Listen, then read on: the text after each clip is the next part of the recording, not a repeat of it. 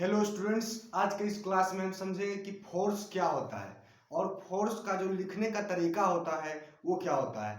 Force तो सबसे पहले एक वेक्टर क्वांटिटी है जिसके पास मैग्नीट्यूड भी होगा और अपना डायरेक्शन भी होगा। फोर्स फोर्स क्या है? वेक्टर क्वांटिटी है। क्वांटिटी दो प्रकार के होते हैं, एक स्केलर क्वांटिटी और एक वेक्टर क्वांटिटी।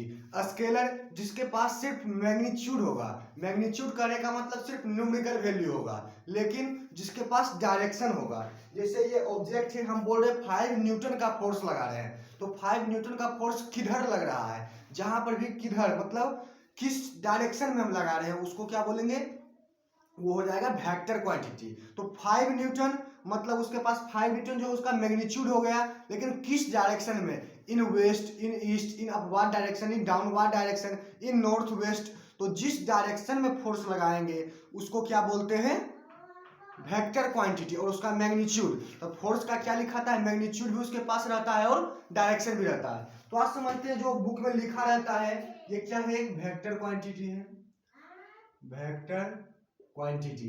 जैसे लिखा रहता है F12 F21। इसमें बहुत ही कंफ्यूजन होता है कि कौन सा ऑब्जेक्ट किस ऑब्जेक्ट के ऊपर में फोर्स लगा रहा है। जैसे लेते हैं दो ऑब्जेक्ट है, ऑब्जेक्ट 1 ऑब्जेक्ट 2। तो इसमें अगर हम बोल रहे हैं कि ऑब्जेक्ट 1 के ऊपर फोर्स लग रहा है 2 के वजह से, ऑब्जेक्ट 1 के ऊपर फोर्स लग रहा है 2 की वजह से, तो लिखेंगे F12 मतलब force on object 1 due to object 2।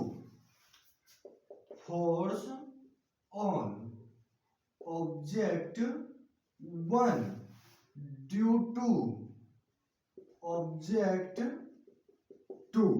वैसे ही F21 मतलब जो पहले लिखा हुआ, जैसे 1 पहले है तो उसके ऊपर फोर्स लगेगा, यहाँ पर F के बाद 2 है तो 2 के ऊपर फोर्स लगेगा 1 के कारण।